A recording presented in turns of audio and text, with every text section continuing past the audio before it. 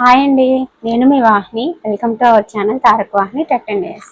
So exam ఎలా రాశారు, paper ఎలా ఉంది, బిట్స్ ఎలా అడగడం జరిగింది, ఇటువంటి సందేహాలన్నీ కూడా చాలామంది ఆల్రెడీ మెసేజెస్ రూపంలో తెలియజేశారు.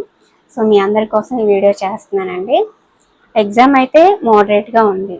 అంటే మనం పూర్తిగా కంప్లీట్గా రివిజన్ చేయకపోయినా సరే బాగానే అటెంప్ట్ చేసేలాగా ఉంది. మధ్యస్థంగా ఉంది పేపర్ అయితే. సో సైకాలజీ విషయానికి వచ్చేసరికి ఆల్రెడీ ఏ బిట్స్ వచ్చాయి అనేది నేను మీకు పోస్ట్లో తెలియజేశాను, కమ్యూనిటీలో పోస్ట్ చేశాను.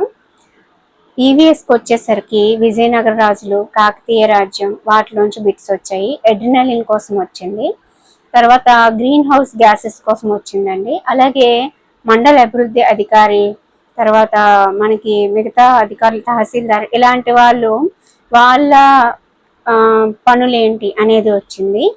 తర్వాత మనకి ప్రథమ చికిత్సలో గాయమైతే, కాలిన గాయమైతే ఏం చేయాలి అనే దాని మీద బిట్ వచ్చింది.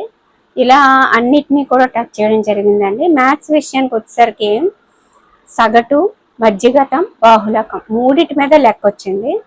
బాహుళకం డైరెక్ట్గా ఇచ్చారు. మధ్యగతం ఏంటంటే కొన్ని భిన్నాలు ఇచ్చారు. ఆ భిన్నాలు అనేవి మనము వాటి హారాలన్నింటినీ కూడా ఈక్వల్ చేసి ఆ తర్వాత వాటిని ఆరోహణ అవరోహణ ఏదో ఒక క్రమంలో పెట్టి ఆ తర్వాత 4 ఇచ్చారు. ఆ మధ్యలో ఉన్న రెండింటిని ప్లస్ చేసి బై 2 చేయడం ద్వారా మనకి మధ్యగతం అయితే వచ్చేస్తుందండి.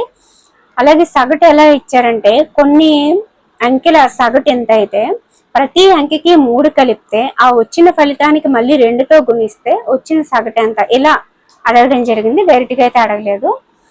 కొన్ని డైరెక్ట్ బిట్లు కూడా ఉన్నాయండి. మ్యాథ్స్ అయితే పర్లేదు, బాగానే ఉంది, చేయగలిగే విధంగానే ఉంది. ఒక 2 బిట్లు అయితే బాగా ఆలోచించాల్సినవి ఉన్నాయి. ఓకేనా. అలాగే సైకాలజీ బిట్స్ అన్ని చెప్తాను. తెలుగు అయితే చాలా బాగుంది.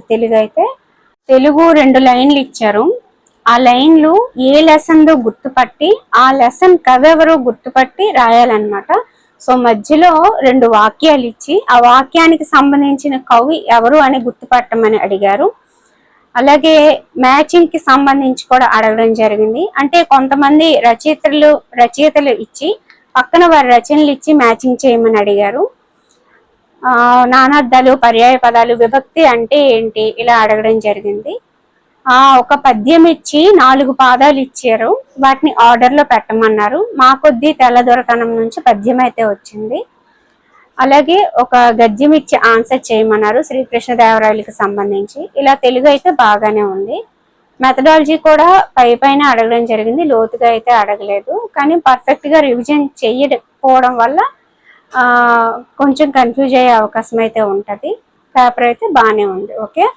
సో ఇక్కడితో మనకి టెట్ ఎగ్జామ్ ఫినిష్ అయిపోయింది కాబట్టి నెక్స్ట్ ఏంటి అనేది ఆలోచిద్దాము. నేను మీకు ఆల్రెడీ చెప్పాను కదా, రేపటి నుంచి అయితే ఎర్లీ మార్నింగ్ 5కి ప్రతిరోజు కూడా వీడియో ఉంటుందని చెప్పి, ఎలా ప్రిపేర్ అవ్వాలి, రోజులో ఎంత ప్రిపేర్ అవ్వాలి, ఏంటి ప్లానింగ్ ఏంటి, అలాగే మనకి వీక్లీ టెస్ట్ అనేది ఉందా లేదా ఏంటి అనేది మనం రేపు మార్నింగ్ మాట్లాడుకుందాం. ఓకేనా. రేపటి నుంచి అందరూ కూడా సిద్ధంగా ఉండండి. Okay, thank you.